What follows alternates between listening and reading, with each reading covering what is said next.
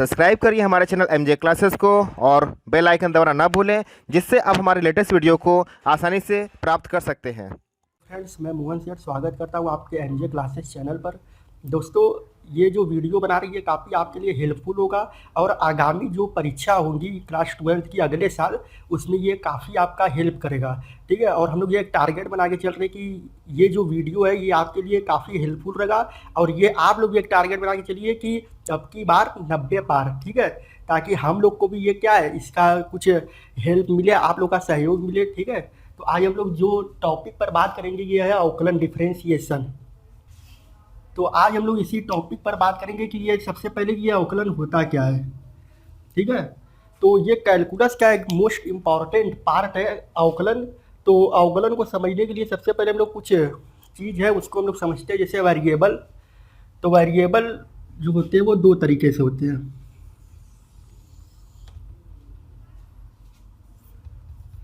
जिनको कि हम लोग चर कहते हैं।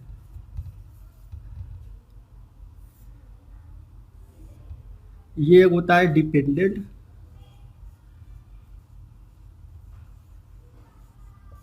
और ये होता है इंडिपेंडेंट।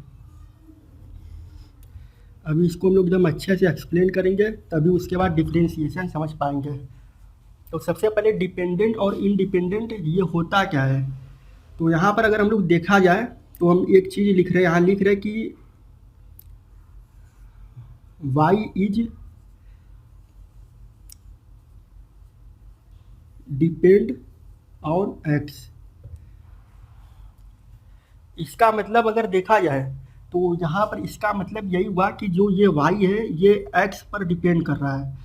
यानी हम करें कि x जो है ये कोई फंक्शन है।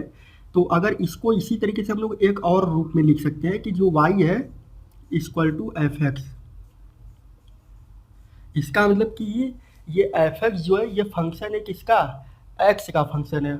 और ये y के इक्वल है, क्योंकि जब एफ एक्स ये फंक्शन है एक्स का तो y भी फंक्शन होगा एक्स का, क्योंकि y एफ एक्स के इक्वल है। तो अगर हम यहाँ से कहें कि y किस पे डिपेंड कर रहा है तो x पर। अब इसका एक एग्जाम्पल ले ले रहे, मान ले रहे कि यहाँ f x equal to x square. तो f x equal to x square है, तो यहाँ से लिख लीजिए y equal to x square. अब x इक्वल टू 1 रखिए, देखिए y का वैल्यू हमें मिलेगा 1। x इक्वल टू 2 रखेंगे, y का वैल्यू मिलेगा 4। इसका मतलब x इक्वल टू 3 रखेंगे, y का वैल्यू मिलेगा हमें 9।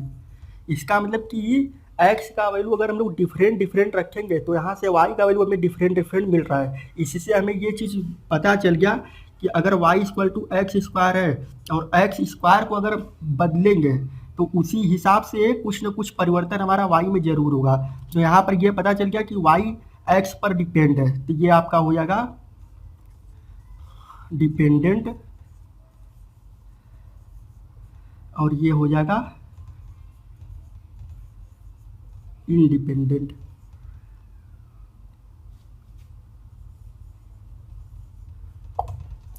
ये वेरिएबल का कॉन्सेप्ट था। अगर ये समझ में आ गया तभी अब हम लोग अवकलन पर बात करेंगे कि अवकलन होता क्या है। तो अवकलन में सबसे पहले ये हम लोग टॉपिक वाइज डिस्कस करेंगे। ठीक है, 3 टॉपिक के हिसाब से डिस्कस करेंगे। एक होता है कि सबसे पहले अवकलन का फिजिकल अप्रोच क्या होता है, फिजिकल मीनिंग या अप्रोच, यानी फिजिक्स में इसका यूज क्या होता है। दूसरा है कि कोई फंक्शन दिया रहेगा, उस फंक्शन पर इसको डिफाइन करना है अवकलन को। तो मानिए कोई फंक्शन है एफ एक्स, ठीक है, इस पर डिफाइन करेंगे अवकलन को। और तीसरा हो गया ज्योमेट्रिकल मीनिंग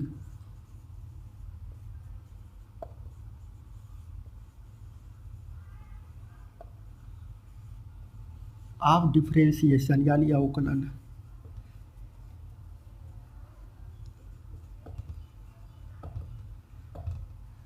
ठीक है, रोक दिए।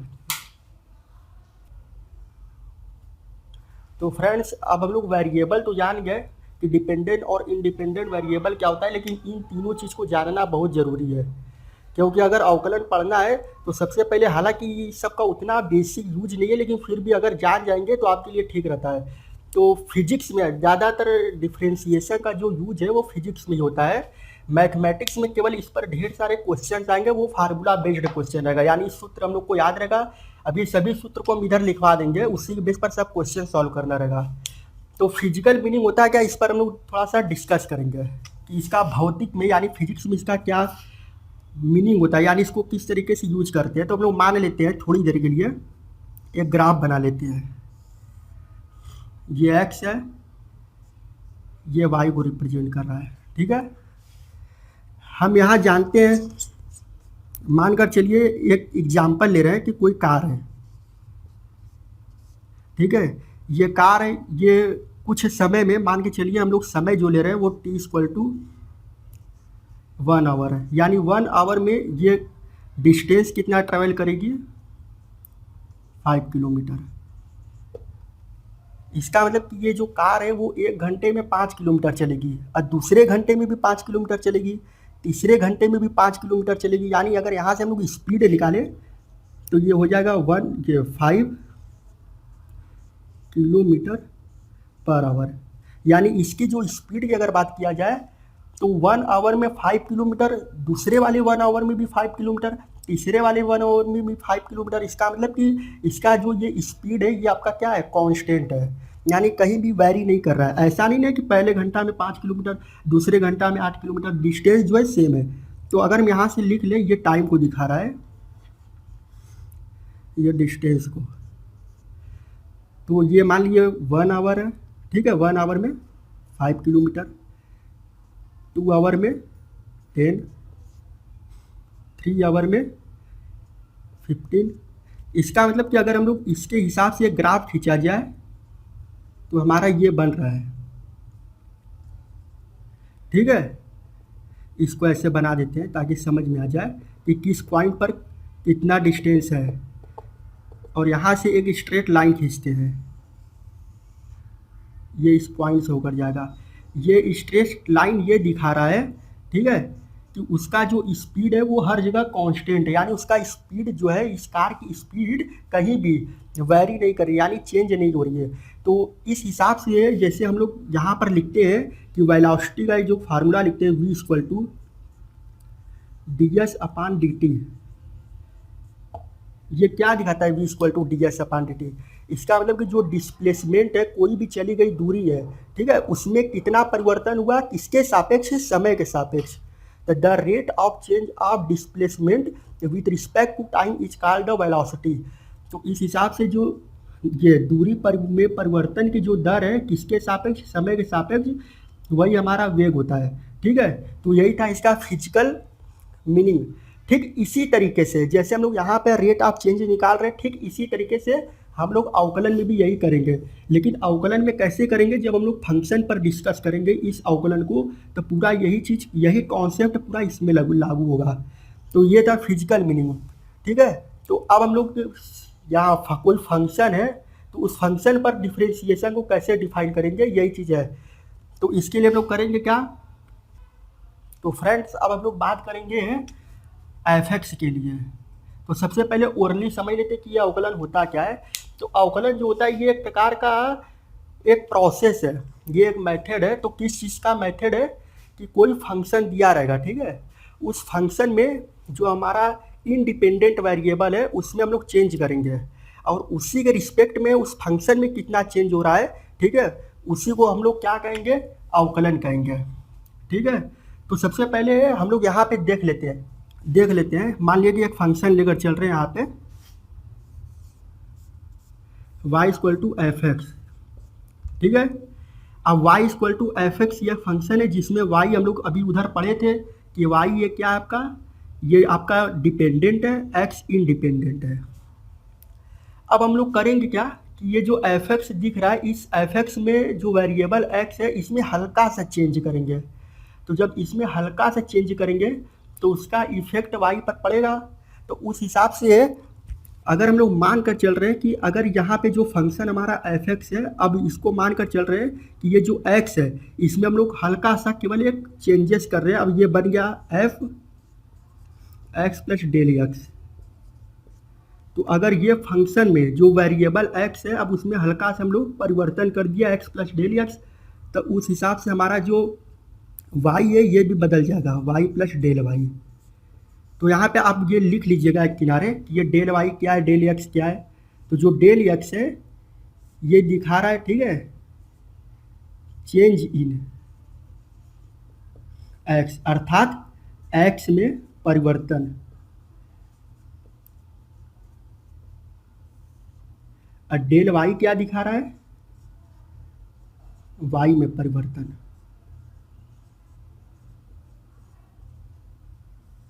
ठीक है, तो उस हिसाब से अब हमारा जो y equal to F x था, ये इसको इक्वेशन मान लेते हैं। ये हमारा जो पहले का ये फंक्शन था वो था, हल्का सा चेंज कर दिया, अब हमारा ये हो गया। ठीक है, अब हम कहे कि इस फंक्शन में परिवर्तन की दर निकालिए। तो इस फंक्शन में अगर आपको परिवर्तन की दर निकालना है तो आप लोग जानते हैं कि रेट कैसे निकालते हैं। ठीक है, तो जैसे हम लोग अभी फिजिकल वाले में पढ़े थे, तो इसमें अगर रेट निकालना रहेगा तो कैसे निकालते हैं। तो सबसे पहले हम लोग करेंगे क्या कि ये जो हमारा जो चेंज करने के बाद जो एक्स में हम लोग परिवर्तन किए वो पहले लिखेंगे, और उसके बाद हमारा जो पहले की फंक्शन क्या था उसमें से उसको घटा देंगे। तो ये हमारा ये दिखाता है कि उस फंक्शन में कितना परिवर्तन हुआ, कितना मतलब ये चेंज हुआ। तो पहले फंक्शन हमारा ये था, अब उस ये सॉरी इसमें जो चेंज करने के बाद फंक्शन हमारा ये है, पहले हमारा एफ एक्स था, यहाँ लिख लीजिए। ठीक है, अपान में अब यहाँ से तो ये हो गया हमारा। अब इसको यहाँ से लिखना था, तो पहले वेरिएबल हमारा कितना था, तो पहले हमारा वेरिएबल था एक्स, चेंज करने के बाद वेरिएबल हो गया एक्स प्लस डेल एक्स। तो पहले चेंज जो हुआ उसको लिखिए। ठीक है, अब उसके बाद पहले वेरिएबल था एक्स, उसको लिख लीजिए। चूँकि हम अभी बताए हैं ना कि अवकलन को अभी हम डिफाइंड किए थे कि अवकलन क्या होता है। हम लोग यही पढ़े थे ना कि कोई फंक्शन में जो परिवर्तन की दर है किसके सापेक्ष, वेरिएबल के सापेक्ष, चर के सापेक्ष, यही डिफाइन करता है अवकलन को। ठीक है, और इसका जो रिजल्ट आएगा उसी को डेरिवेटिव कहते हैं। अभी इसको और अच्छे से हम लोग एक्सप्लेन करेंगे। तो ये किसके इक्वल है, हम लोग यहाँ पे देखेंगे। तो f x plus del x, ये इसका वैल्यू यहाँ से क्या है, तो f x plus del x का वैल्यू है आपका वाई प्लस डेल वाई, यहाँ लिख लीजिए।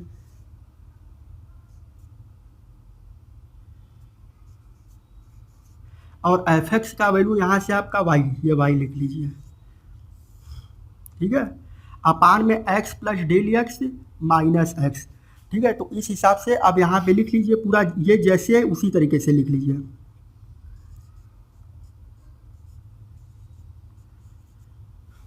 अब देखिए, अब अगर इसको हम लोग यहाँ से काट दें थोड़ी देर के लिए, अगर यहाँ से देखिए क्या कट रहा है, तो ये वाई से वाई जो है ये कैंसिल हो जाएगा, यहाँ एक्स से एक्स कैंसिल हो जाएगा, ये है। तो यहाँ से हमको मिला क्या, del y upon del x equal to, ये मिल गया आपका f x plus del x minus f x upon में डेल एक्स। ठीक है, अब हम लोग यहाँ पर इतना तो कर लिए। अब यहाँ पे ये डेल क्या दिखा रहा है, ये डेल ये दिखा रहा है ना कि ये डेल ये दिखा रहा है कि एक्स में कितना परिवर्तन किए, क्योंकि दो सिंबल होता है, एक होता है डेल, एक होता है डी। ठीक है, तो कभी कभी आपको कहीं कहीं del y by del x लिख देता है, और कभी कभी डी वाई। कहाँ पे डी यूज होगा, कहाँ पे डेल यूज होगा, अब इस पर बात करते हैं। तो अगर डेल कहीं लिखा हुआ है तो डेल का मतलब ये हुआ कि अगर आपको कहीं ये लिखा हुआ है del y by del x, और कहीं आपको ये लिखा है d Y by D x, तो दोनों में एकदम कॉमन डिफरेंस ये होता है कि इसका मतलब ये होता है ना कि इस वाई में बहुत ज़्यादा का परिवर्तन है, और इसमें क्या होता है कि इस वाई में बहुत हल्का सा चेंजेस है। तो जब बहुत कम चेंजेस, बहुत कम परिवर्तन होता है, तब उस केस में ये डी का यूज करते हैं, और बहुत ज़्यादा का परिवर्तन होता है उस केस में डेल्टा का। यहाँ लिख दीजिएगा लार्ज चेंज। ठीक है, ज़्यादा परिवर्तन के लिए यहाँ लिख दीजिएगा स्मॉल चेंज, यानी कोई वेरिएबल में एकदम छोटा सा अगर चेंज है तो उसके लिए डी यूज करते हैं। तो अब हम लोग यहाँ पे करेंगे क्या कि जैसे हम लोग का ये है, ठीक है, अब हम लोग का ये है, तो अब हम लोग मान लेते हैं कि ये जो डेल एक्स है, इस डेल एक्स दरअसल यहाँ पे जो डेल एक्स है ये दिखा रहा है कि चेंजेस बहुत ज़्यादा है। तो अब हम लोग करेंगे क्या कि इस डेल एक्स को एकदम कम चेंजेस के लिए हम लोग टेंस टू जीरो दिखा देंगे। अब इसका मतलब क्या हुआ, इसका मतलब ये हुआ कि डेल एक्स कभी भी जीरो नहीं होगा, लेकिन जीरो के ये आसपास हो सकता है। इसका मतलब कि अगर यहाँ जीरो है, यहाँ एक है, यहाँ माइनस एक है, तो न ये माइनस एक होगा, न ये एक होगा, न जीरो होगा, लेकिन जीरो से हल्का सा ये पॉइंट में उधर या पॉइंट में इधर, यानी LHS और RHS के साइड में ये हो सकता है, जीरो के बहुत करीब। तो यही दिखाता है हमको लिमिट, इसीलिए हम लोग लेकर चलते हैं कि del x tends to zero. तो अब हम लोग यहाँ लिमिट ले लेंगे। तो del y by del x equal to, यहाँ लिख लीजिए limit del x tends to zero, ये लिख लीजिए f x plus del x minus f x, और यहाँ लिख लीजिए डेल एक्स। ठीक है, अब यहाँ पे ये क्या दिखा रहा है, ये दिखा रहा है कि डेल एक्स में एकदम छोटा से चेंजेस है। हालांकि डेल एक्स का वैल्यू जीरो के बराबर नहीं होगा, लेकिन जीरो के एकदम नियरेस्ट होगा, एकदम करीब होगा, और ये लिमिट दोनों तरफ रहता है। तो यहाँ पे भी लिख लीजिएगा limit del x tends to zero. ठीक है, अभी हम यहाँ बताएं कि डी कब लगेगा, डेल कब लगेगा, जब लार्ज चेंज होगा। तो अब तो यहाँ लार्ज चेंज तो ऊपर था, लेकिन जब लिमिट हम लोग लगा दिए, यानी डेल एक्स को अगर जीरो में दिखा रहे हैं, यानी जीरो के एकदम नियरेस्ट, इसका मतलब इसमें बहुत हल्का सा चेंज हो रहा है। तो उस केस में यही डेल डी बन जाएगा, क्योंकि हम लोग यहाँ लिखे ना कि स्मॉल चेंजेस। तो यहाँ पर अब हमारा ये जो आया, ये बन जाएगा d Y by D x, और ये वैल्यू हो जाएगा आपका limit del x tends to zero f x plus del x minus f x upon में डेल एक्स। यही आपका है अवकलन का सबसे इम्पॉर्टेंट जो फार्मूला है, ये है आपका। ठीक है, केवल इसमें एक चीज़ आप यही ध्यान दीजिएगा कि कब डेल का यूज होगा, कब डी का यूज होगा। बच्चे यही गलती करते हैं, वो डेल और डी में कोई डिफरेंस ही नहीं समझते हैं। डेल का यूज अगर लिमिट हम लोग जीरो लेकर चल रहे हैं, तो वही डेल हमारा डी बन जाएगा। ठीक है, अब हम लोग इसी का एक दूसरा रूप पढ़ेंगे। तो फ्रेंड्स, अब हम लोग यहाँ तक पढ़े थे। ठीक है, लेकिन किसी किसी बुक में जो हम लोग का फार्मूला रहता है, वो एच के फॉर्म में दिखता है। तो आपको NCERT हो गया, CBSE हो गया, UP हो गया, किसी का भी बुक ले लीजिएगा, हम लोग का फार्मूला दरअसल यही रहता है, लेकिन उसमें आपको डेल एक्स की जगह केवल आपको एच में कन्वर्ट कर देगा। तो यही फार्मूला जो आपका बन जाता है, यहाँ लिख लीजिए, इसको रिप्लेस कर देंगे। ठीक है, रिप्लेस यानी इसका जो जगह है, डेल एक्स की जगह हम लोग एच लिख देंगे।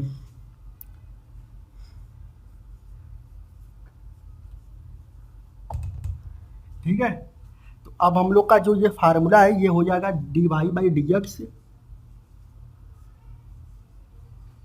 Equal to limit. अब जैसे यहाँ पे हम लोग लिखे थे, ये डेल एक्स जो है ये जीरो में टेंस हो रहा है, यानी del x tends to zero. अब हमारा जब डेल एक्स की जगह एच लिखेंगे, तो अब हमारा हो जाएगा limit h tends to zero.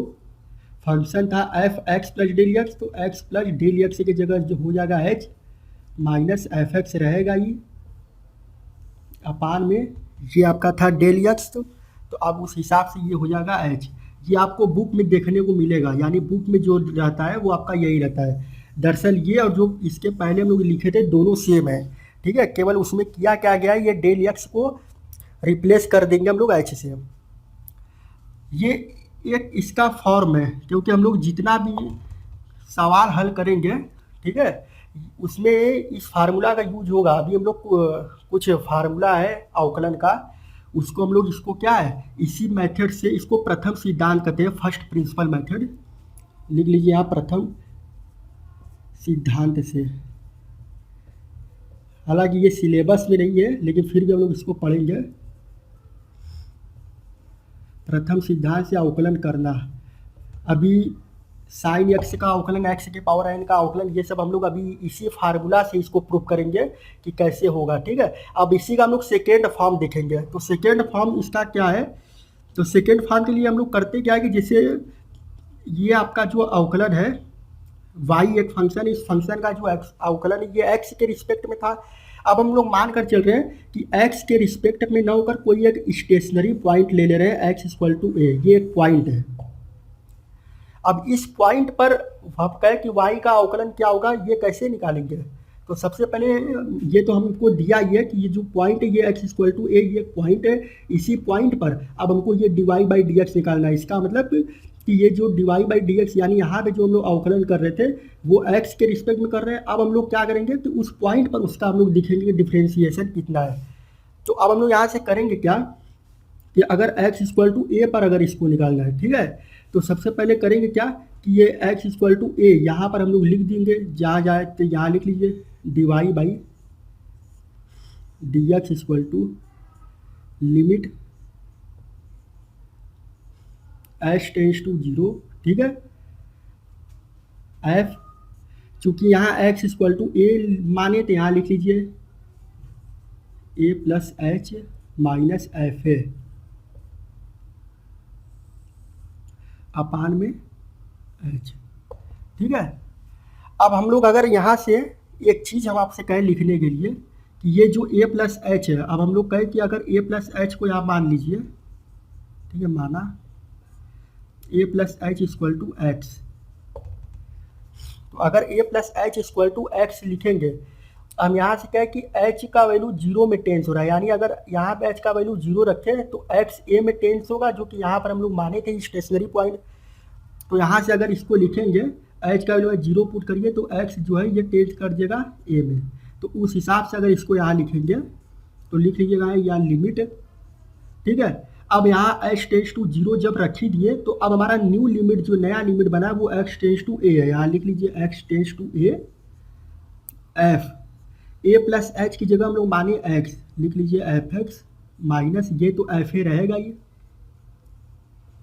अपान में h की जगह से अगर हम लोग यहाँ से इसको a को इस साइड भेजें तो h इक्वल टू हमारा यहाँ से क्या निकलेगा, ये a इधर प्लस में उधर जाएगा माइनस में, यानी x माइनस ए, यहाँ लिख लीजिए x माइनस ए, ये हो जाएगा आपका dy बाई डी एक्स। ये अवकलन का दूसरा रूप है। अवकलन का कई ठो रूप होते हैं, ठीक है। तो ये फर्स्ट था और ये सेकेंड था। ये किस केस में है, ये जब कोई x इक्वल टू कोई एक पॉइंट देगा, उस पॉइंट पर किसी फंक्शन का अवकलन निकालने की जो ये मेथड है, ये विधि है। तो अब हम लोग इसको एक बार फिर से देख लेते हैं कि अवकलन होता क्या है। तो अवकलन जो है ये डिफ्रेंशिएशन की एक प्रकार का प्रोसेस होता है, विधि। ये जो हमारा निकला है dy बाई डी एक्स, ठीक है, हम लोग इसको अवकलन कहते हैं, ये सही है। लेकिन दरअसल ये होता क्या है, ये हमारा डेरिवेटिव निकला है जिसको कि अवकलन कहते हैं। डेरिवेटिव में और डिफ्रेंशिएशन में अंतर है।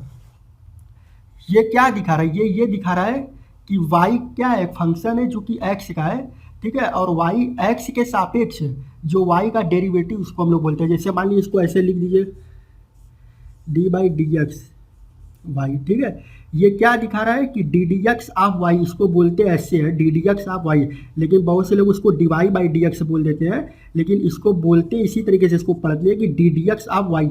इसका मतलब कि वाई का हमको क्या निकालना है, डेरिवेटिव, ठीक है। तो हम लोग अभी तक इसको अवकलन पढ़ते चले आए, वो सही है अवकलन, लेकिन इसको रियलिटी में यही बोला जाता है कि ये अवकलन को नहीं दिखाता है। अभी हम लोग बोले थे ना ओरली की अवकलन क्या, ये एक मेथड, ये एक विधि को दिखा रहा है। तो सबसे पहले मान कर चलिए यहाँ पे क्या था, एक फंक्शन लिए थे हम लोग, और उस फंक्शन में परिवर्तन की दर निकाले, उसके बाद लिमिट लिए, उसके बाद ये हमारा डेरिवेटिव आ गया। तो ये जो डेरिवेटिव आया, ये जो पूरी मेथड हम लोग इधर किए ये अवकलन को दिखा रहा है, और जो हमारा ये रिजल्ट आया ये किसको दिखा रहा है, डेरिवेटिव को। तो यहाँ से अवकलन का जो मेन जो है ये चीज़ पता चल गया अवकलन कि ये प्रकार का कोई भी फंक्शन है, किसी भी फंक्शन का जो डेरिवेटिव निकालेंगे वो डेरिवेटिव किस मेथड से निकालेंगे वो इस विधि को दिखा रहा है, ठीक है। तो यहाँ तक हम लोग इतना समझ गए। अब हम लोग थर्ड पर आएंगे, ज्योमेट्रिकल। तो फ्रेंड्स अब हम लोग जो थर्ड पॉइंट था ज्योमेट्रिकल मीनिंग ऑफ डिफ्रेंशिएशन, तो इसका मीनिंग क्या है, इसको तो पढ़ने से ही लग रहा है कि ज्योमेट्रिकल मीनिंग का मतलब हो गया कि अब हम लोग इसमें थोड़ा सा ज्यामिति के बारे में डिस्कस करेंगे। तो सबसे पहले अब हम लोग यहाँ ये देखेंगे कि हमको पढ़ना क्या है, डिफ्रेंशिएशन, और इस डिफ्रेंशिएशन का ज्योमेट्रिकल मीनिंग, ठीक है। तो हम लोग निर्देशांक ज्यामिति में एक चैप्टर पढ़े थे स्ट्रेट लाइन, सरल रेखा, और उस सरल रेखा चैप्टर में जो हम लोग ये पढ़े थे, इस तरीके से एक फार्मूला हम लोग पढ़े थे, यहाँ पे लिख ले रहे हैं, d Y by D x equal to tan theta. ठीक है, तो ये आया कैसे, अब हम लोग इस पर डिस्कस करेंगे। दूसरी चीज़ ये तो हम लोग जानते ही है कि d Y by D x क्या होता है। ये वाई एक फंक्शन है, ठीक है, और ये डिपेंड कर रहा है एक्स पर, और वो एक्स जो है ये वेरिएबल है, और इसमें जितना चेंज होगा इसी के रिस्पेक्ट में वाई में जो चेंजेस होते हैं उसको डेरिवेटिव बोलेंगे। ठीक है, तो अब हम लोग इसी को समझेंगे कि ये ज्योमेट्रिकल मीनिंग, यानी ये जो डिफ्रेंशिएशन है इसका ज्योमेट्रिकल मीनिंग क्या है। तो यहाँ पर हम लोग बना लेते हैं, ये एक्स है और ये वाई है। ठीक है, ये कर्व बना लेते हैं, ये ऐसे एक कर्व गया है, यहाँ लिख लीजिए, ये कर्व को दिखा रहा है जिसको वक्र बोलते हैं। ठीक है, अब ये कर्व है। अब हम लोग मान कर चल रहे हैं कि एक पॉइंट ले रहे हैं यहाँ पर x इक्वल टू ए, और x इक्वल टू ए पर जो फंक्शन है वो है हमारा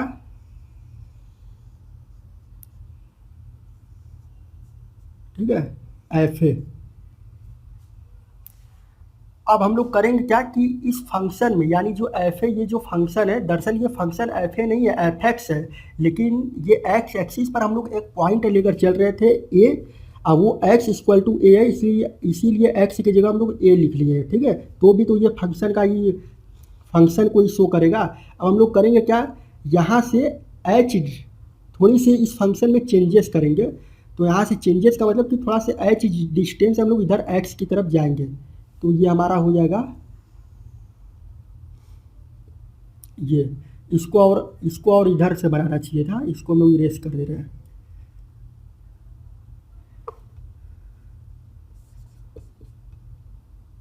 ये हो गया हमारा x इक्वल टू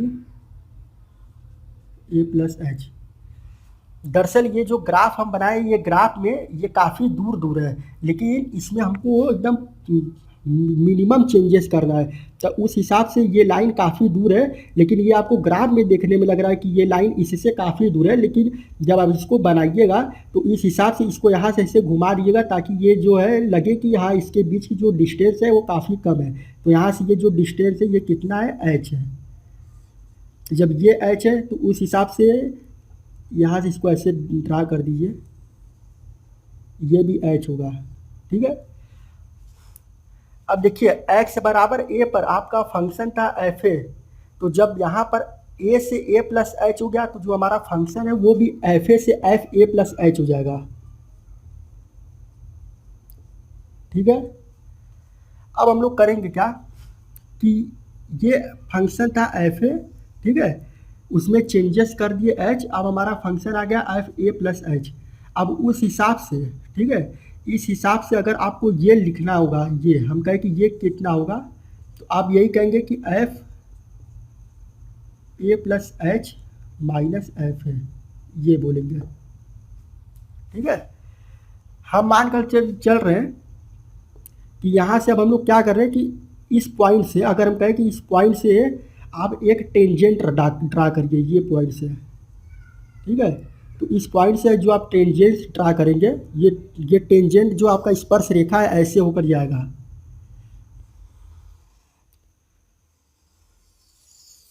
ठीक है, और उस हिसाब से ये नाम दे दीजिए इसका ए, ये जो इधर जा रहा है बी, और ये जो टेंजेंट यानी ये जो स्पर्श रेखा ए बी है वो इसके साथ बनाएगा कितना एंगल, थीटा एंगल। तो जब ये इसके साथ थीटा बनाएगा तो वो इसके साथ भी थीटा बनाएगा। ठीक है, और ये यही चीज़ दिखा रहा है, जैसे यहाँ पे अब हम लोग जानते हैं ना कि टेन थीटा इक्वल टू क्या होता है,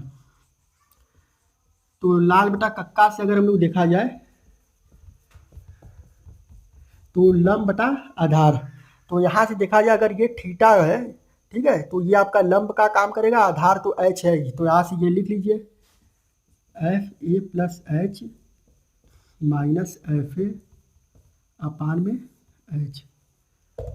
अब हम आपसे बोले कि अभी हम लोग पीछे पढ़े थे ना कि एकदम जब स्मॉल चेंजेस के लिए हम लोग क्या करते हैं कि उस बस यही जो चेंज ये जो रेट निकल रहा है हमारा दर, इसी के पहले लिमिट लगा देते हैं। तो आपको अगर स्मॉल चेंज निकालना है तो बस यहाँ से कुछ नहीं करना है, टेन थीटा इक्वल टू ये तो जो दिखा रहा है ये आपको बड़ा चेंज के लिए दिखा रहा था, यहाँ limit h tends to zero लिख लीजिए, यहाँ से f a plus h minus f a upon में एच। ठीक है, एक फार्मूला अभी हम लोग लिखे थे, इसके पहले मिटा दिए, तो वो फार्मूला से अगर इसको कंपेयर कराते हैं तो वो फार्मूला जो लिखे थे वो ये लिखे थे कि d Y by D x equal to limit h tends to zero f a plus h minus f a upon में एच। तो ये चीज़ और ये चीज़ जो आया, यानी ये दोनों जो वैल्यू है सेम है, तो उस हिसाब से ये इसके क्या होंगे, एक दूसरे के इक्वल हो जाएंगे। तो यहाँ से लिख दीजिए d Y by D x equal to tan theta. ठीक है, और ये थीटा यहाँ क्या है, तो ये थीटा जो है ये फंक्शन जो है एफ ए है, एफ ए से जो हम लोग एक स्पर्श रेखा ड्रा कर रहे हैं वो थीटा जो है वो एक्स एक्सिस के साथ क्या है, एंगल बना रही है। ठीक है, और यही हमारा क्या है, ये हम लोग हालांकि ये मैथ में हम लोग कहीं भी डिफ्रेंशिएशन चैप्टर में ये ज्योमेट्रिकल मीनिंग कहीं भी नहीं पढ़ेंगे। इसका यूज जो होता है वो स्ट्रेट लाइन जो है, सरल रेखा, निर्देशांक ज्यामिति में एक चैप्टर है सरल रेखा, उसमें हम लोग पढ़ते हैं, और उस केस में इसको हम लोग स्लोप कहेंगे, प्रवणता या ढाल कहेंगे। हालांकि ये हम लोग डिफ्रेंशिएशन चैप्टर पढ़ रहे थे तो हम लोग इसका ज्योमेट्रिकल मीनिंग को भी डिस्कस कर लिए, लेकिन इस चैप्टर में इसका कहीं भी यूज नहीं है। इस चैप्टर में केवल हम लोग फार्मूला बेस्ड क्वेश्चन करेंगे। ठीक है, तो अब हम लोग कुछ एक दो फार्मूला है उसको डिराइव करेंगे। तो बच्चों अब हम लोग चलेंगे कुछ फार्मूला की तरफ। ठीक है, तो इसमें कई टाइप्स के आपको फार्मूला मिलेंगे।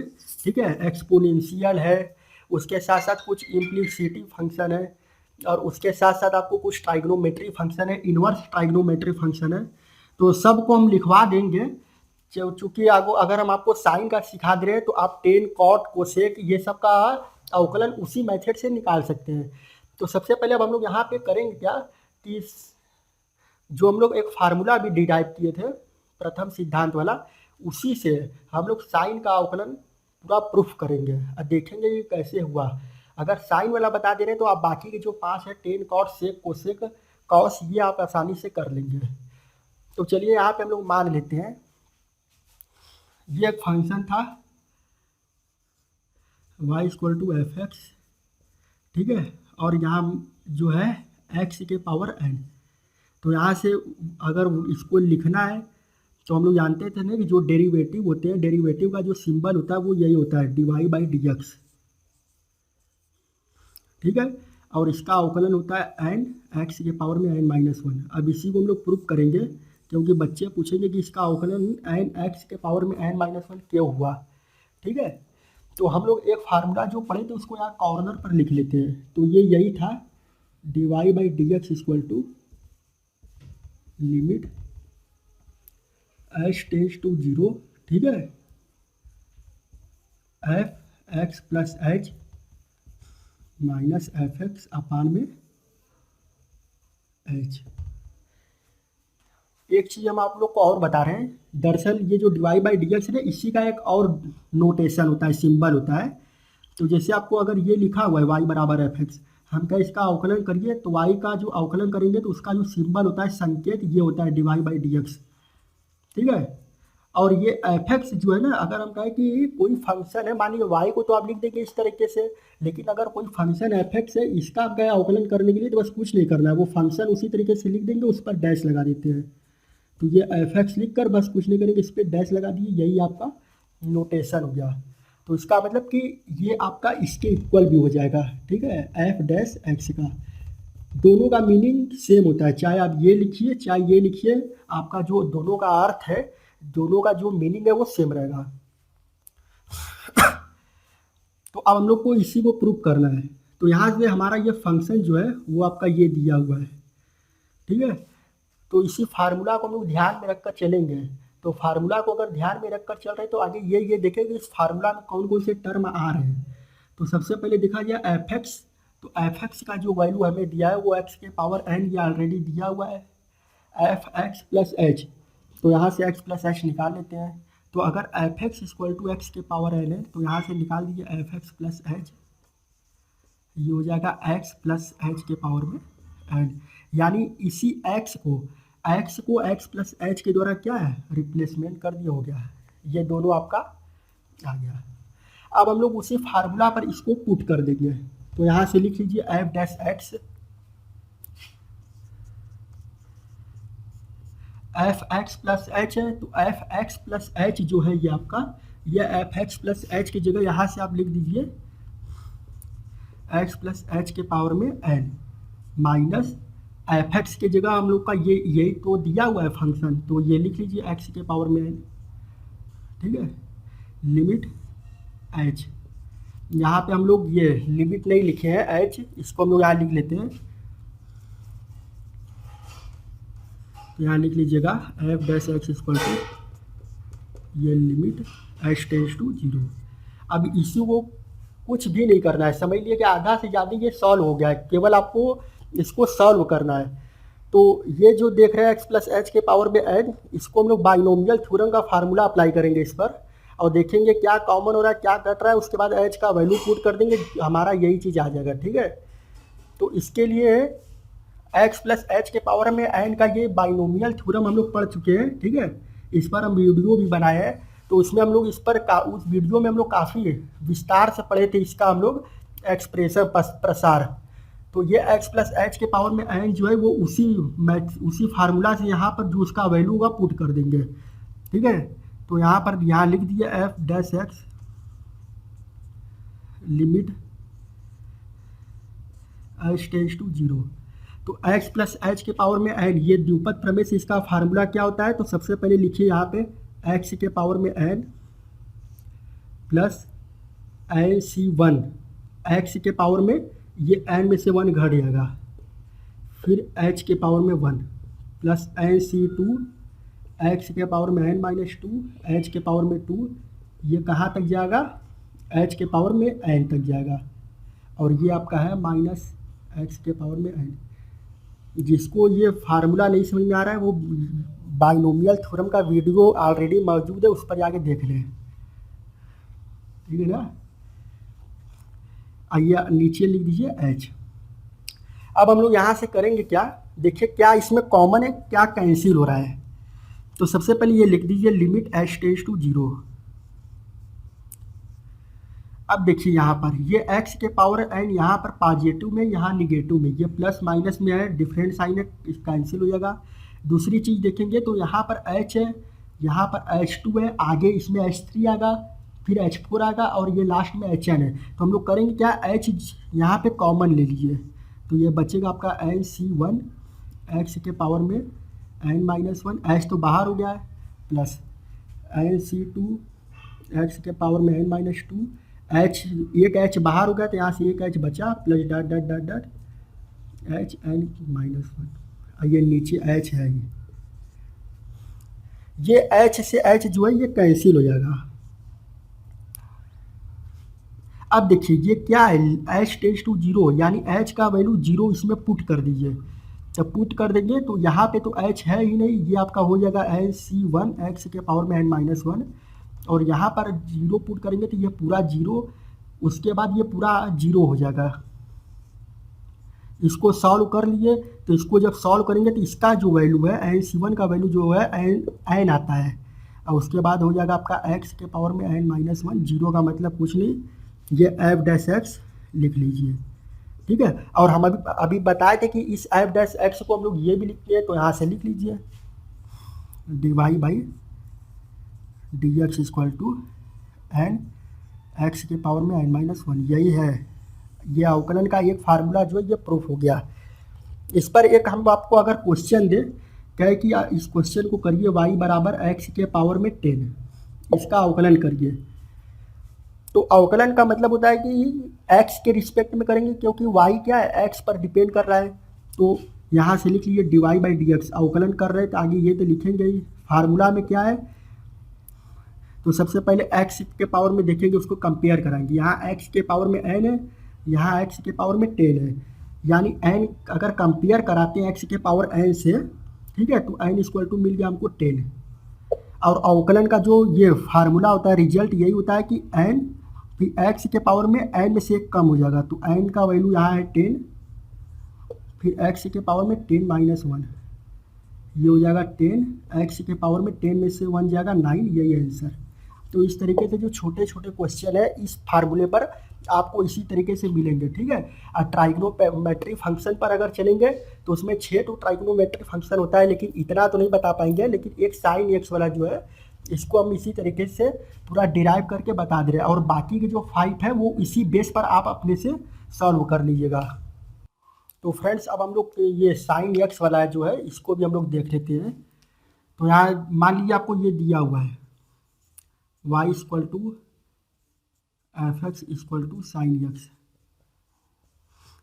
और इसका अवकलन जो है ये आपका होता है dy by D x equal to, ठीक है, साइन एक्स का जो अवकलन होता है ये होता है कॉस एक्स। तो एक हम करके दिखा दे रहे हैं साइन एक्स वाला, बाकी का जो 5 है सब उसी बेस पर होगा, केवल आप लोग कर लीजिएगा। तो यहाँ पर बस ठीक उसी तरीके से जैसे हम लोग पहले किए थे, यहाँ पर फंक्शन एफ एक्स दिया हुआ है साइन एक्स, हमको फार्मूला के हिसाब से एफ एक्स प्लस एच अगर निकालना है तो यहाँ से निकाल लीजिए एफ एक्स प्लस एच। चूँकि यहाँ x है तो यहाँ x है, जब यहाँ पे प्लस एच यानी x प्लस एक्स की जगह x प्लस एच करेंगे तो यहाँ पर भी होगा, तो ये लिख लीजिए साइन x प्लस एच, ठीक है। फार्मूला है लिख लीजिए वहाँ से dy बाई डी एक्स, एकदम ईजी है, केवल आपको कॉन्सेप्ट एकदम अच्छे से समझना है इसमें क्या है। लिमिट h टेंड्स टू 0 ये लिख लीजिए, ठीक है, f x plus h minus f x. तो अभी हम लोग इसका ये वैल्यू निकाले थे एफ एक्स प्लस एच का, साइन एक्स प्लस एच यहाँ लिख लीजिए माइनस एफ एक्स का वैल्यू है साइन एक्स, और ये अपान में एच है ही, ठीक है। इतना तो सब में करना होगा। सॉल्यूशन इसके आगे से सॉल्यूशन स्टार्ट होगा, कोई भी ट्राइग्नोमेट्रिक फंक्शन देगा, ठीक है, सबसे पहले उसको हम लोग चूंकि एफ एक्स को दिया ही रहेगा और उसको हम लोग एक्स को एक्स प्लस एच करके एक नया फंक्शन बना लेंगे, ठीक है, चेंज करके, और इन दोनों को बस फार्मूला में पुट करके इतना छोड़ देंगे। इतना हर ट्राइग्नोमेट्रिक फंक्शन में करना होगा जिसका कि आपको अवकलन निकालना है, ठीक है। अब यहाँ से हम लोग सॉल्व करेंगे। तो अगर देखा जाए तो ये साइन सी माइनस साइन डी का फार्मूला है, तो साइन सी माइनस साइन डी का फार्मूला यहाँ लिख लीजिए। तो इसका फार्मूला होता है 2 cos, ठीक है, c plus D by 2 into sine c minus D by 2। ये फार्मूला हम लोग क्लास 9th या 10th में पढ़ चुके हैं ट्राइग्नोमेट्रिक में, तो इसी फार्मूला का यूज यहाँ पर हम लोग करेंगे। तो ये लिख लीजिए लिमिट h टेंड्स टू 0, तो sine c minus sine D का, तो यहाँ लिख लीजिए sine c minus sine D का, तो यहाँ 2 cos है, तो सॉरी इसको यहाँ से इरेज कर देते हैं, लिखिए 2 cos c plus D by 2, तो c की जगह है आपका x प्लस एच, ठीक है, और ये हो गया आपका plus x by 2 into sine c minus D, यानी x प्लस एच में से x ही आएगा बाई 2, ये अपान में h है ही, ये लिख दिए लिमिट h टेंड्स टू 0। अब देखिए इसमें क्या कैंसिल हो रहा है, यहाँ से x x कैंसिल हो रहा है, कैंसिल कर दीजिए, ये लिख दीजिए आपका 2 cos, x में x ऐड कर दीजिए 2x प्लस एच बाई 2, ठीक है, यहाँ लिख लीजिए साइन h बाई 2, ये अपान में h लिख दीजिए। अब बच्चों अब हम लोग एक फार्मूला इधर पढ़े थे क्लास 11th में, जब लिमिट चैप्टर पढ़ रहे थे तो उसमें हम लोग एक फार्मूला पढ़े थे कि limit theta tends to 0 sine theta by theta है, ठीक है, यानी लिमिट एंगल है theta, theta tends to 0 sine theta by theta है, तो इसका वैल्यू आपका हो जाता है 1। तो उसी हिसाब से अगर यहाँ से देखा जाए तो साइन h बाई 2 है, यानी अगर यहाँ पे देखा जाए तो एंगल हमारा h बाई 2 है, जिसे यहाँ पे एंगल थीटा था तो ये नीचे थीटा था, तो यहाँ पे h बाई 2 है, तो यहाँ पर भी h बाई 2 बनाना पड़ेगा। तो अब हम लोग कुछ नहीं करेंगे, इसमें एक 2 से गुणा करके यहाँ एक 2 कर दीजिए, ठीक है। तो यहाँ से आप इसको लिख लीजिए, लिमिट h टेंस टू 0, ये 2 से 2 कैंसिल हो गया, कॉस, ठीक है, ये लिख लीजिए आप। इसको अलग अलग लिख लीजिए, ठीक है। तो अलग अलग लिखेंगे तो x प्लस h/2 हो जाएगा। इसको लिख लेंगे यहाँ से, तो limit h tends to 0 sine h/2 upon में h/2, इसका जो वैल्यू है ये आपका 1 हो जाएगा उसके हिसाब से। तो ये हो जाएगा आपका लिमिट h टेंस टू 0, ये हो जाएगा आपका कॉस x प्लस h/2, इसका वैल्यू 1। अब इस h का वैल्यू 0 यहाँ पे पुट कर दिए, तो x में 0/2 का मतलब कि केवल x होगा, ये कॉस बच जाएगा, कॉस x। ये किसके इक्वल है, तो dy/dx के इक्वल, ठीक है। यही हमारा अवकलन था जिसको हम लोग प्रूफ कर दिए। तो इस हिसाब से साइन x का अवकलन कॉस x होता है, कॉस x का अवकलन माइनस साइन x होता है। तो जैसे साइन का कॉस हम लोग किए, इसी मेथड से आप घर पे कॉस का साइन कर लीजिएगा, ठीक है। उसी तरीके से जितने भी फार्मूले सब फार्मूले इसमें हम लोग लिखवा दे रहे हैं, ठीक है, ताकि आपको अच्छे से क्लियर हो जाए। और उसके बाद इसमें एक इम्पॉर्टेंट है चैन रूल, डिफ्रेंसिएशन का सबसे इम्पॉर्टेंट पार्ट वही है। तो चैन रूल क्या होता है, उस पर कैसे क्वेश्चन होते हैं, उसको हम लोग करा दे रहे हैं, ठीक है। तो फ्रेंड्स हम लोग यहाँ पर ढेर सारे फार्मूला लिखे हैं, ये पूरा का पूरा फार्मूला जो है ये अवकलन चैप्टर से ही है। और इसमें जितने भी क्वेश्चन हम लोग सॉल्व करेंगे अवकलन का, सब इस फार्मूले पर ही आपको सॉल्व करना होगा, ठीक है। तो शुरू में हम लोग केवल यही पढ़े थे कि अवकलन होता क्या है, कोई फंक्शन पर अवकलन क्या होता है, प्रथम सिद्धांत से कोई अवकलन करना है तो उसके लिए अभी हम लोग 2 ठो अवकलन किए ही थे। कौन कौन सा किए थे इसमें, तो एक ये वाला किए थे, ठीक है, और एक साइन एक्स वाला, ये दोनों को हम लोग प्रूव कर चुके हैं। और जो मेथड से हम लोग किए थे उसको हम लोग प्रथम सिद्धांत बोलते हैं, फर्स्ट प्रिंसिपल मेथड। तो इसमें हम लोग इतना करेंगे नहीं, केवल जितना फार्मूला है सब फार्मूला को यहाँ लिखवा दिए हैं और उसको आपको एकदम अच्छे से क्लियरली समझ लेना है, ठीक है। और इसी से इसको आपको याद करना होगा, माइंड में आपको सेट कर लेना है, ताकि अगर इस पर कहीं से भी क्वेश्चन आ रहा है तो हम लोग देखेंगे कि कौन सा फार्मूला अप्लाई हो रहा है, तुरंत उसको अप्लाई करके हम लोग डेरिवेटिव यानी आंसर फाइंड कर लेंगे। तो सबसे पहले आइए समझते हैं इसको। तो अभी हम लोग किए ही थे कि कोई फंक्शन अगर इस टाइप का रहेगा x के पावर n टाइप का, तो उसका जो अवकलन होता है ये होता है साइन x का अवकलन cos x होता है, cos x का माइनस साइन, ठीक है, बस कुछ नहीं होगा, इसमें माइनस लग जाएगा। इसी तरीके से 10 का sec square x, sec x का sec x into 10x, cot x का minus cosec square x, cosec x का minus cosec x cot x। यानी जैसे हम साइन x का प्रूफ कराए थे, आप चाहेंगे तो उसी तरीके से ये पूरा कर लेंगे।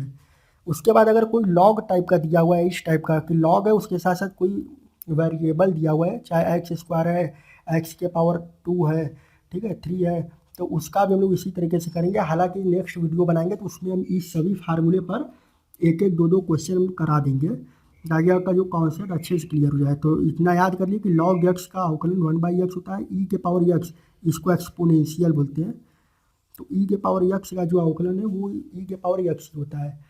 अगर इस रूप में कहीं आ रहा है ए के पावर एक्स का अवकलन, ए के पावर एक्स लॉग ई ए, इस पर हम लोग एक क्वेश्चन कर लेते हैं छोटा सा। मान लिया आपको दे दिया y = 5 के पावर में x, तो अगर इसका अवकलन करना है तो इसका अवकलन कब करेंगे, जब आपको फार्मूला पता रहेगा तब। मान लीजिए फार्मूला यहाँ पर दिया है तब तो आप कर ही लेंगे, नहीं दिया रहता तो कैसे करते हैं। तो इस हिसाब से जितने भी फार्मूला है आपको माइंड में रखना होगा।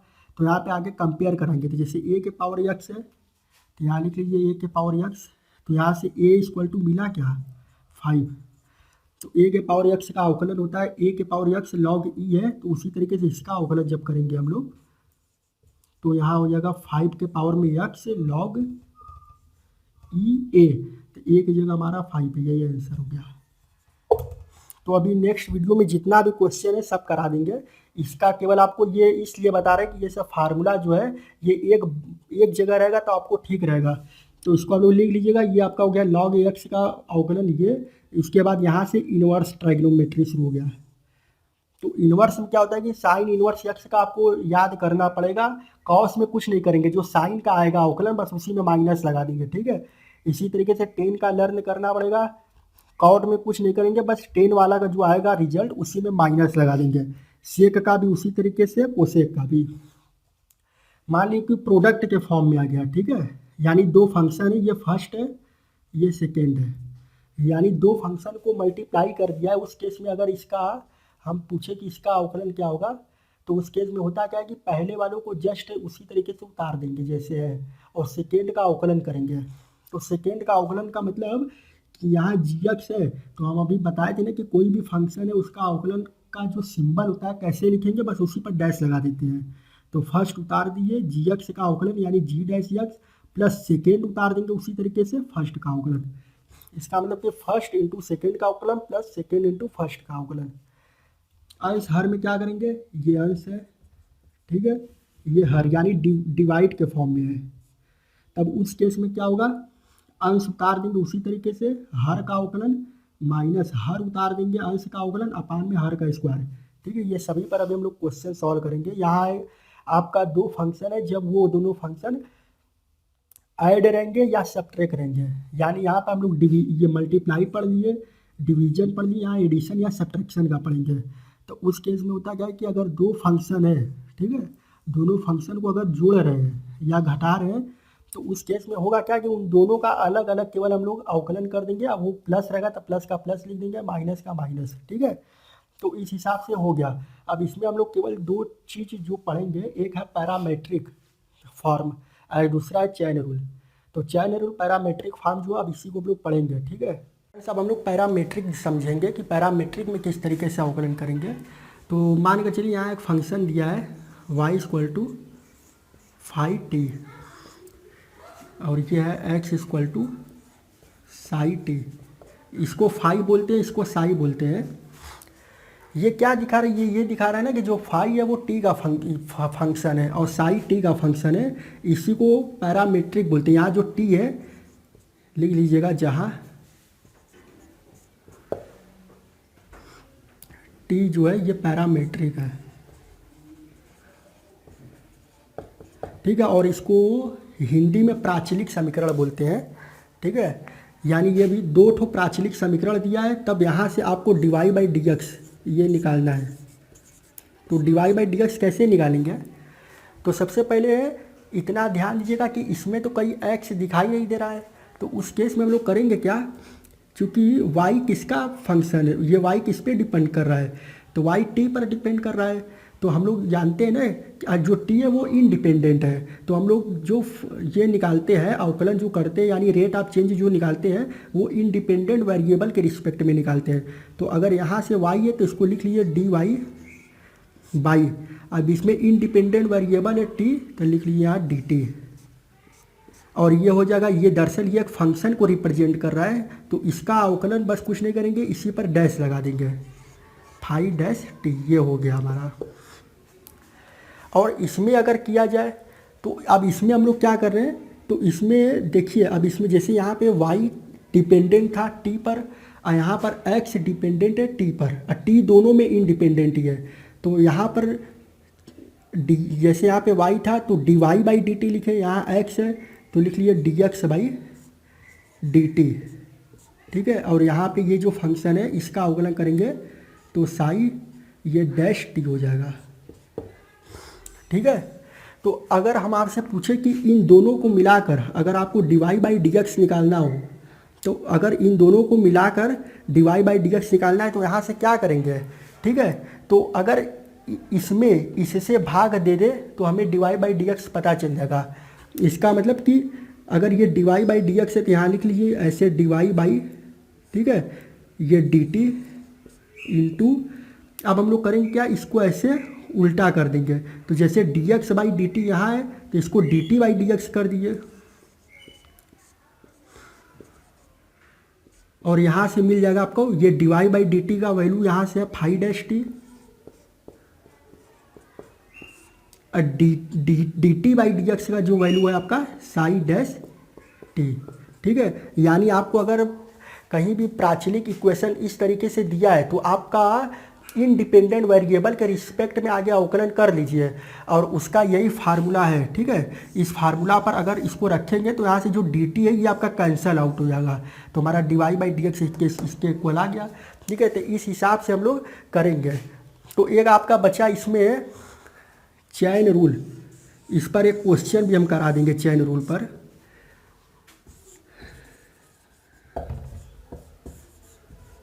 चैन रूल क्या होता है? तो चैन रूल होता क्या है, इसमें मानकर चल रहे कि जैसे हम लोग 4 तो फंक्शन लिए हैं, u v w x। ठीक है, इसमें और ज़्यादा भी फंक्शन ले सकते हैं। और ये u v w x जो है, u जो है ये v का फंक्शन है, ये एरो बना दिए ताकि इससे ये पता चलेगा कि जो u है ये v का फंक्शन है, v जो है ये w का फंक्शन है और w जो है वो x का फंक्शन है। ठीक है, और इसके पहले हम लोग एक y बना ले रहे हैं, y u का फंक्शन है, यानी 5 वेरिएबल दिया हुआ है y u v w x, यानी y u का फंक्शन है, u v का फंक्शन है, v w का फंक्शन है, w x का है। तब हमको इस केस में अगर D Y by D X निकालना होगा तब क्या करेंगे, तो आपको 5 जो फंक्शन दिया रहेगा तो उसको इस हिसाब से करेंगे। तो 5 यहाँ नहीं है, 1 2 3 4, सॉरी 4 है। ठीक है, तो यहाँ पर अगर उस हिसाब से करेंगे तो जैसे यहाँ पे y फंक्शन है u का, तो y का जो अवकलन करेंगे u के रिस्पेक्ट में करेंगे। तो यहाँ लिख लीजिए D Y by D U cross u जो u है ये फंक्शन है किसका, v का, तो u का अवकलन करेंगे v के रिस्पेक्ट में। यहाँ लिख लीजिए D U by D V into v function है w का, तो v अगर फंक्शन है w का तो v का अवकलन w के रिस्पेक्ट में करेंगे, यानी D V by D W, और w है x का तो डी डब्लू बाई एक्स। तो ये अभी इस पर कई क्वेश्चन है बुक में एक्सरसाइज में, तो अभी करा देंगे। तो यहाँ से अगर देखेंगे तो ये आपका सब कैंसिल हो जाएगा, यानी डी यू से ये कैंसिल हो जाएगा, डी वी वाला कैंसिल हो जाएगा, जो डी डब्ल्यू वाला, तो आपका मिला क्या, ये D Y by D x आ गया। तो अगर इसी तरीके से इसको चैन रूल इसलिए बोलते हैं क्योंकि ये एक चैन की तरह बन रहा है। तो अभी इसमें अगर 6-7 फंक्शन और अगर ऐड कर देंगे तो सबको इसी तरीके से मल्टीप्लाई करके अगर सॉल्व करेंगे। इसको हम लोग ये इसलिए लिखते हैं ना क्योंकि यही D Y by D X को हम लोग ये लिख सकते हैं क्योंकि इसका इफेक्ट इस पर नहीं पड़ेगा, क्योंकि यहाँ डी यू जो है ये कैंसिल कर हो जाएगा, डी वी भी कैंसिल, डी डब्ल्यू भी कैंसिल, और फंक्शन रहेगा तो वो भी कैंसिल हो जाएगा। तो हमारा लास्ट में ये बचेगा अपान में ये। ठीक है, तो इसको हम लोग बस इसी तरीके से हम लोग इसको सॉल्व करेंगे। तो फ्रेंड्स, इस वीडियो में, आज के वीडियो में हम लोग यही सीखे हैं कि अवकलन क्या होता है, उसका ज्योमेट्रिकल मीनिंग क्या होता है, ठीक है, चैन रूल क्या होता है, पैरामीट्रिक क्या होता है। हम लोग प्रथम सिद्धांत से अभी 2 फार्मूला भी डिराइव किए, उसी तरीके से आप पूरा डिराइव कर लीजिएगा। उसके साथ साथ अगर आपको और कोई भी प्रॉब्लम हो तो आप तुरंत कमेंट करके हमसे पूछिएगा, ठीक है। और उसके साथ साथ जितने भी हम टॉपिक पढ़े हैं सभी टॉपिक पर हमारा जो नेक्स्ट वीडियो आएगा उसमें हम आप सभी को अच्छे से जो सिलेक्टेड क्वेश्चंस है वो सभी करवाएंगे। और इस पर आप लोग लाइक करिएगा और इस वीडियो को ज़्यादा से ज़्यादा शेयर करिएगा ताकि आप जैसे ज़रूरतमंद तक ये वीडियो पहुंच सके। ठीक है, धन्यवाद।